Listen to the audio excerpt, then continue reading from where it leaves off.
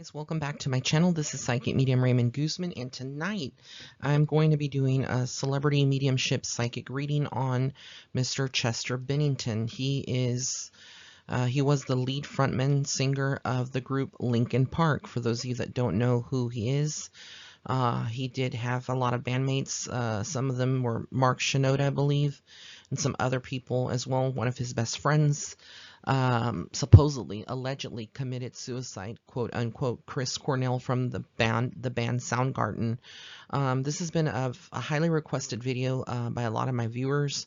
Very sensitive information. I hadn't done it, I was never really a fan of Linkin Park, but I did like their music, certain songs. And recently a colleague of mine, her name is April, had discussed that. So shout out to April about this, video and how difficult it was for her. She was going to do one herself on this, but so I just decided to take it and go ahead and do a video on what I see, what I get from his soul, and from what I get from my spirit guides regarding his death. Now, apparently, he was going through he had gone through depression. We all know that. People had been documented. People had said, that he had been very depressed and whatnot. And he had, some issues with alcohol and dependencies with, substances throughout his career and his life. But he did go through a period of getting sober. But when I tuned into Chester's soul, he was someone that was very conflicted. I do feel like there was a lot of his shadow self that he was working on, definitely. I do get that, it wasn't easy navigating this life. Music was an outlet for him to kind of relieve the stress. Did he have darker thoughts of suicide? I do get yes, that he would have, but they were fleeting moments of it. I think a lot of people, when they're under substances or alcohol, they tend to say things and do things that kind of are, out of character, and they just don't remember it. And it can shift your perception, on a mental basis. But I do get for him to be someone that is very grounded. His energy was very grounded, very strong. And I just get that he, loved, he was very loyal to his wife. Very loyal to his band, a very dedicated man, a very good soul here on earth. I do feel like he was definitely someone who came here to earth with a mission, and that mission would have been to kind of, use his story of abuse and, turning to substances as an outlet to kind of give other people a voice that are victims of, their circumstances and have turned to abusing their own body with substances and depression, and how to overcome it, because he did overcome it. And then again, he started again. There was a lot of temptations. I do feel like he is a product of, the abuse that he endured as a child, and, just growing up. I feel like he never felt like he fit in a particular group, but he did find, his group and his soul family. That, of course, that would be his band and the music that he did. But what I get when I tune into his soul is that there was a lot of problems that he had. A lot of this was self-created, like I said, working with his shadow self. And his body, the way that he viewed his body. Obviously, what he's telling me, what I get from spirit as well, is that he viewed his body as a sacred source. That's why he decorated with a lot of tattoos, as you can see here. To him, his body was his temple. It was like his vessel, and he respected his body, even though he, did turn to, substances and whatnot. He is telling me that he would have never committed suicide because he wouldn't have wanted to leave his kids alone. And that is what I'm getting very strongly from his soul. I do get, again, that, the autopsy, you kind of have to look at, I'm not being a conspiracy theorist, but again, there's just too many, for those of you that are my soul family here on YouTube, and you've been watching or binge watched a lot of my videos on celebrity deaths, by now you probably have seen that I kind of talk about the trend that usually, when celebrities are murdered or sacrificed, depending on what what took place. It usually happens in their home. They're usually discovered by a housekeeper. It's usually like days before an quote unquote flu-like symptoms, or they were depressed. That's the thing here with him. He's telling me very strongly that even though he had depression, that he wasn't going to do it. There had been many times before that he had said this, that maybe he would do it, and he didn't do it. What he is saying is that people in Hollywood, when you can't say that you're depressed, and you can't let a doctor diagnose you as a depressed person, because what it does is that it creates almost this avenue or this outlet that can be used against you later on. So like, let's say you're a celebrity and you are, it's publicly known that you're depressed, or you've come out on interviews and you talk about depression. Well, it kind of creates this environment where people are going to know you, and it's going to attach to your name as being, depressed, or known as having depression, and that's something that's going to always stick. So the day that some foul play or something was done to you, eventually that's going to stick out in people's minds. Hey, he talked about depression, or she talked about depression, so obviously this must be a casualty due to depression. But I don't get that he would have done this to himself. He is saying that his marriage, he loved his wife, and I do feel like between them, let me get into the next photograph here. This is his wife, Talinda Bentley.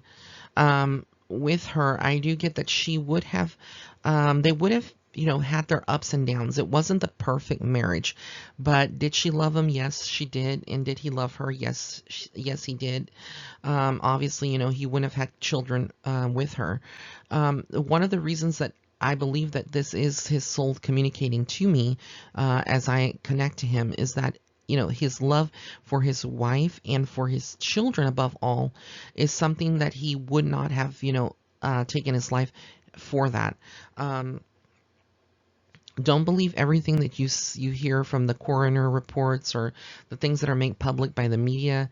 The toxicology reports, a lot of that is going to be covered up. Like I said, Hollywood is a place where things are covered up.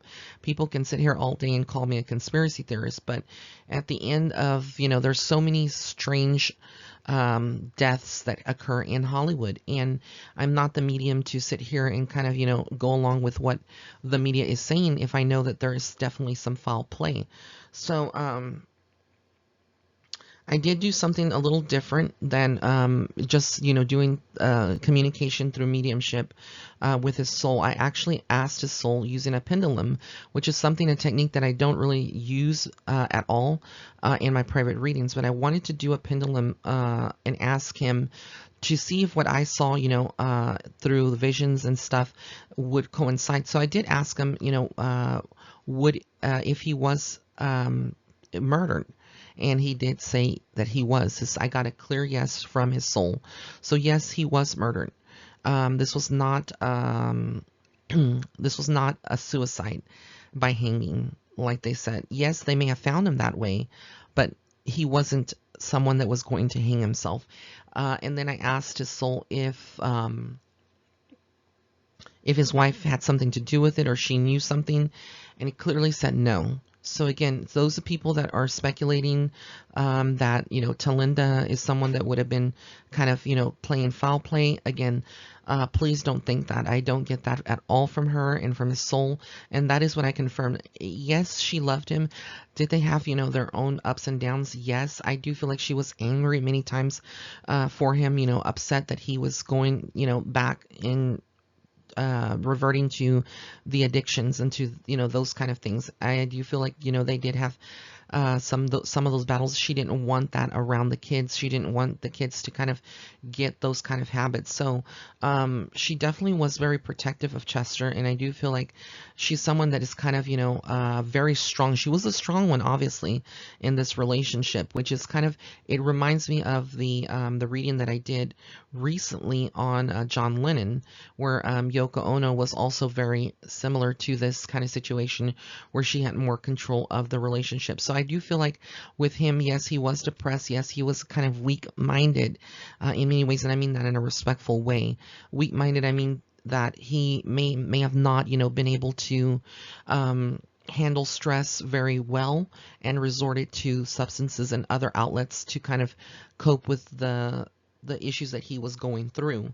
But I do feel like with her, she was, contemplated maybe leaving at some point. There would have been like some ugly discussions that they would have had. She was very familiar with his, his way of, what to say, what was his trigger points, because I feel like he was somebody that was very sensitive and easily triggered by things that were said, about him and what was put out in the media. It's not easy being a celebrity or having your life exposed constantly in the media, and you don't have any kind of rest at all. And I asked him if she had any involvement. He said no. Clearly it was a no. So then I asked, well, I'm not going to say what I asked, but because this is going to get a little where I can't say certain things, because I do feel very much so for my safety that the people that carried it out, it wasn't one person but a group of people, are still alive. And there are people that he worked with closely for a long period of time. Could this be people in the record company, or could it be people, in his band? I can't say. I can't say that. But I can tell you that he was definitely, from what I got from his soul, is that he was murdered. And people may not agree that, that he was obsessed or that he had, sent text messages or whatnot, but the thing is here is that people knew his moves. They knew exactly how he, what he would do when he was depressed, which was turn to alcohol or turn to substances. The toxicology report supposedly reported that he didn't have any substances in his system, but I do feel like he would have had some kind of drug in his system, and I feel like it was something to kind of more like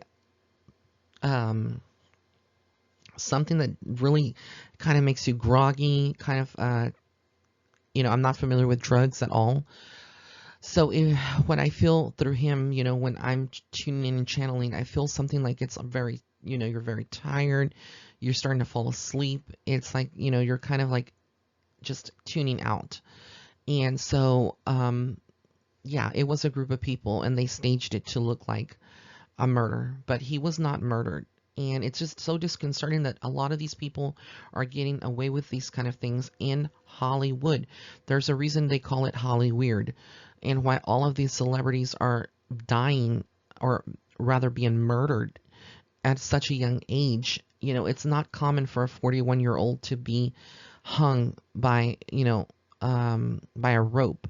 It's not common for, people to die of quote unquote pneumonia, or flu-like symptoms, or just that they overdosed on something, and it's always in a, I can't say it enough, when it comes to celebrities, it's always in Hollywood, it's in Los Angeles, it's in California, it's in their home usually. They're usually discovered by a housekeeper. Usually the toxicology report will show one thing, or it'll be confusing, or they go back and they defer to it back and forth to cover it up, or the body will be cremated right away. So that way later on it cannot be re-exhumed for evidence.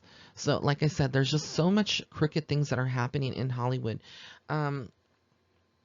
I did ask him if he had any messages. Oh, before I get to that, I did ask him, what was this all about? And what I kept hearing and what I keep seeing is the word sacrifice. So he was sacrificed. Was this maybe the Illuminati? I can't say. Is Illuminati real? Yes, it is. It is a select group of people, very wealthy. Do they exist? Yes, they do. Have they taken people out? Yes, they have. So again, I get that this was a total sacrifice of him, him being murdered, but it was staged to look like suicide. And there's so many people out there that I know that are fans that would agree with me. It just made no sense. Days prior, he had done a video. He was on TV with the band, and he was like, he looked fine. And days before, he had taken pictures with his wife and the kids. He looked fine. And again, people will say, well, depression, can be easily concealed.